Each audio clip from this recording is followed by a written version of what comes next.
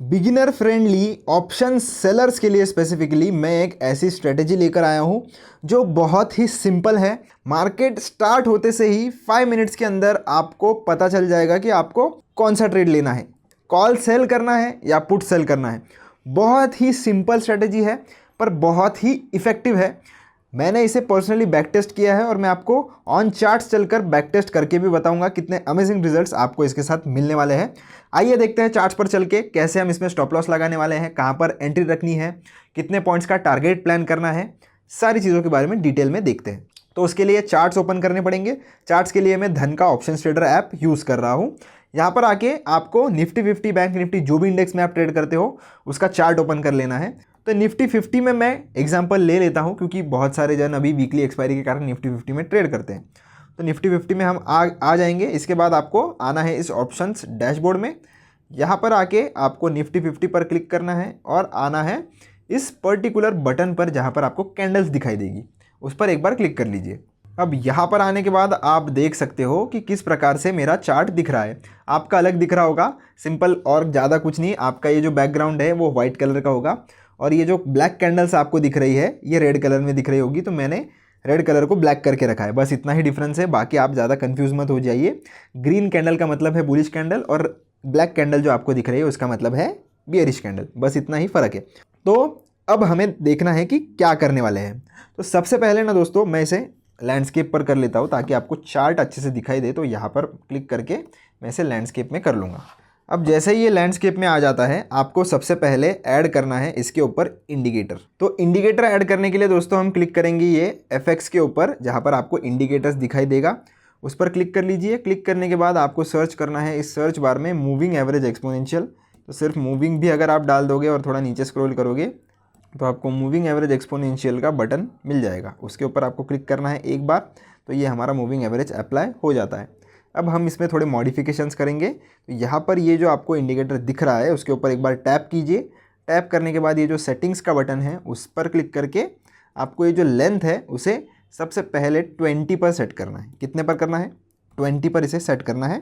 20 पर सेट करने के बाद हम स्टाइल में जाके इसका कलर भी बदल सकते हैं। तो प्लॉट में मैं जाऊँगा, इसको हम कर लेते हैं येलो कलर का। तो थोड़ा हम देख सकते हैं कि नहीं, येलो की इतनी विजिबिलिटी खास नहीं है, तो हम इसे थोड़ा हल्का रेड शेड में या पिंकिश शेड में कर लेते हैं और इसकी थिकनेस बढ़ा लेते हैं। यहाँ से आप थिकनेस भी बढ़ा सकते हो। ये करने के बाद मैं इसे ओके पर क्लिक कर लूँगा। ओके पर जैसे ही मैं क्लिक कर लेता हूँ दोस्तों, आप देख सकते हो कि किस प्रकार से यहाँ पर चार्ट पर हमारा 20 मूविंग एवरेज लग चुका है। अब इसकी टाइम फ्रेम भी हम सेट करेंगे। यहाँ पर आपको ये जो छोटा एरो दिख रहा है इसके ऊपर आपको क्लिक करके 5 मिनट्स की टाइम फ्रेम लगा लेनी है। यहाँ पर 5 मिनट्स की टाइम फ्रेम हमारे सामने ओपन हो जाएगी जैसे ही हम 5 मिनट सेलेक्ट करेंगे। अब आपको क्या करना है ना, सारा खेल दोस्तों किस चीज़ पर है? ओपनिंग कैंडल के ऊपर सारा खेल है। तो हमें क्या करना है, ओपनिंग कैंडल देखनी है। ओपनिंग कैंडल कहाँ पर क्लोज हुई है? ओपनिंग कैंडल क्लोज हुई है 20 मूविंग एवरेज के ऊपर। तो इसका मतलब हम लेने वाले हैं बुलिश ट्रेड। आपको सिर्फ इतना ही देखना है, पहली जो ओपनिंग कैंडल है वो कहाँ पर क्लोज हो रही है, 20 मूविंग एवरेज के ऊपर हो रही है या नीचे हो रही है। आपको इससे कुछ भी लेना देना नहीं है कि इसका कलर कौन सा होने वाला है, यानी कि ये बियरिश कैंडल बन रही है या बुलिश कैंडल बन रही है। आपको इस बात पर बिल्कुल भी ध्यान नहीं देना है। तो आप देख सकते हो ये एक छोटी कैंडल बनी है, मार्केट गैप अप हुआ है और 20 मूविंग एवरेज के ऊपर क्लोज हुआ है। इसका जैसे ही ये कैंडल क्लोज हो जाती है 5 मिनट्स की, आपको हाई मार्क कर लेना है, लो मार्क कर लेना है। और जैसे ही इसका हाई क्रॉस होता है, यहाँ पर आप देख सकते हो कि हमारा प्लान जो है वो बुलिश साइड का बन रहा है। हमारा बायस यहाँ पर बुलिश साइड का बन रहा है, यानी कि हम पुट शॉर्ट करने वाले। तो उस केस में आपको क्या करना है ना, जैसे ही इस कैंडल का हाई क्रॉस हो जाए आपको पुट सेल कर देना है एट द मनी का। एट द मनी का यानी कि कौन सा? यहाँ पर मार्केट था 2460 पर, यानी कि 2450 का आप एट द मनी का पुट शॉर्ट कर सकते थे। और स्टॉप लॉस कितना रखना है आपको? इसी कैंडल के लो का, मैक्स टू मैक्स 30 से 40 पॉइंट्स का। अगर बहुत ही बड़ी कैंडल हो जाती है तो 50 to 60% का आप रख सकते हो, जो कि 30 से 40 पॉइंट के ऊपर नहीं जाना चाहिए।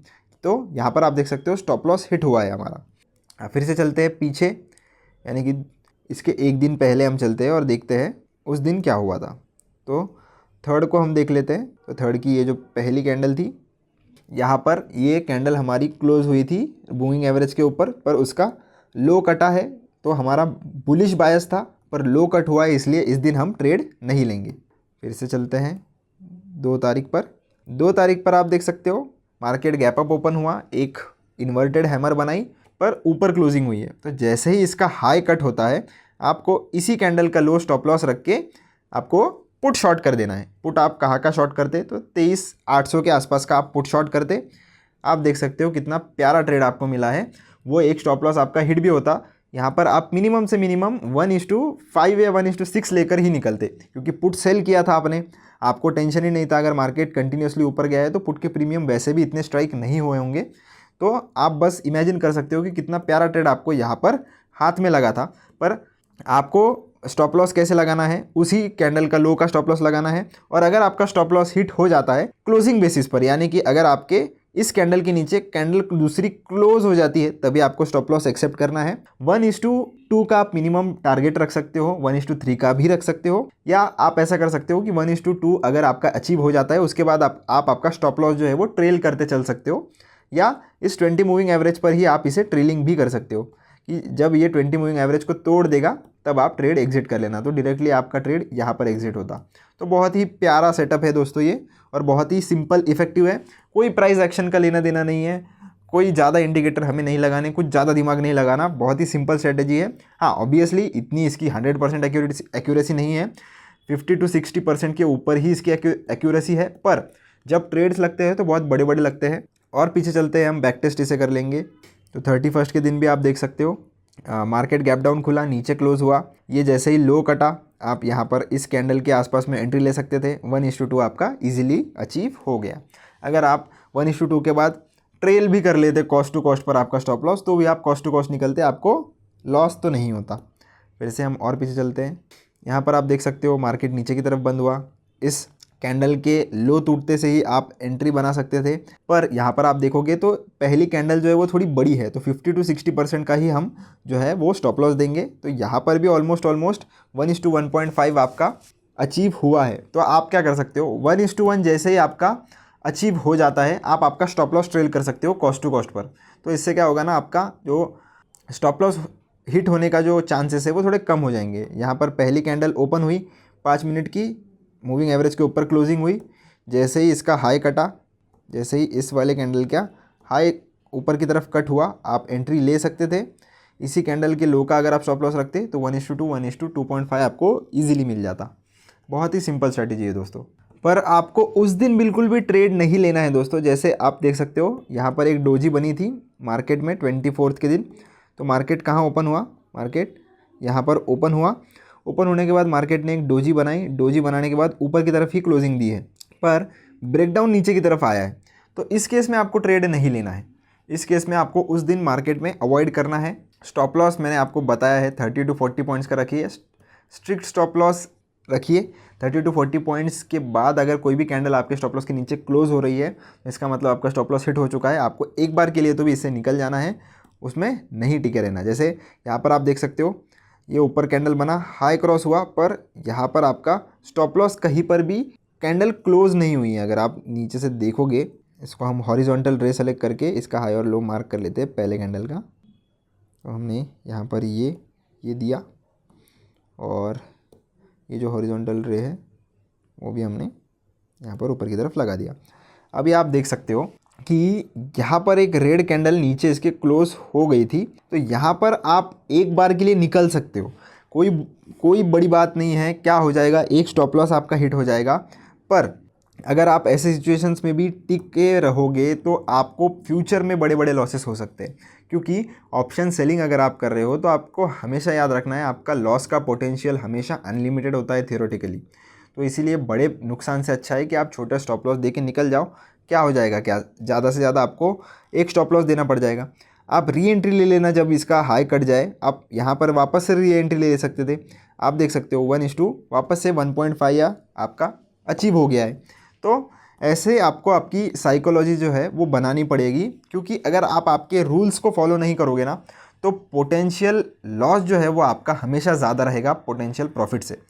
क्योंकि आप क्या करोगे, लॉस जब आपको हो रहा है तब आप रूल्स फॉलो नहीं करोगे, पर प्रॉफिट आपको जब छोटा मोटा हो जाएगा तब आप रूल्स फॉलो करोगे। 1:2 होते से ही आप निकल जाओगे, तब आप बड़े प्रॉफिट्स को होल्ड नहीं करोगे। पर जब स्टॉप लॉस देने की बारी आती है तब आप होल्ड करोगे।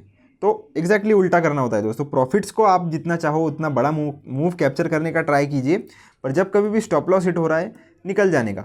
ज़्यादा से ज़्यादा आपको अपॉर्चुनिटीज़ आपको मार्केट में बहुत मिलेगी। ऐसा नहीं है कि एक बार कोई अपॉर्चुनिटी चली गई तो अगले दिन नहीं मिलेगी, ऐसा बिल्कुल भी नहीं होता। यहाँ पर भी आप देख लीजिए, मार्केट गैप अप हुआ था, नीचे क्रॉस किया, पहली कैंडल हमारी नीचे क्रॉस करने के बाद आप देख सकते हो इजीली आपको 1:2 1:3 का टारगेट मिल गया है। और क्या चाहिए आपको, सिंपल जाके जहाँ पर भी मार्केट क्रॉस कर रहा है वहाँ पर एट द मनी का जाकर आपको ऑप्शन सेल कर देना है। ईजी स्ट्रेटेजी है। कैसी लगी स्ट्रेटेजी, आप पहले बैक टेस्ट कीजिए इसे, अगले 4 हफ्तों तक आप देखिए कि अगर ये स्ट्रेटेजी फॉलो हो रही है नहीं हो रही है, कितने % इसकी एक्यूरेसी है। मेरे हिसाब से इसकी एक्यूरेसी 60% के आसपास है। जब आपको ट्रेड लगते हैं तो इजीली आपको 1:2 1:3 से ऊपर के ट्रेड भी मिल जाते हैं, तो प्रॉफिटेबल आप बिल्कुल हो सकते हो। पहले आप बैक टेस्ट कीजिए और देखिए आपको ये स्ट्रेटेजी, बैक टेस्ट कीजिए, देखिए आपको ये स्ट्रेटेजी समझ में आ रही है या नहीं, जम रही है या नहीं, और उसके बाद ही आप इस पर ट्रेड्स लेना शुरू कीजिए। आशा करता हूँ आपको ये स्ट्रेटेजी पसंद आई होगी। वीडियो पसंद आया हो तो चैनल को लाइक शेयर सब्सक्राइब जरूर से कर देना। मिलता हूँ नेक्स्ट वीडियो में, धन्यवाद।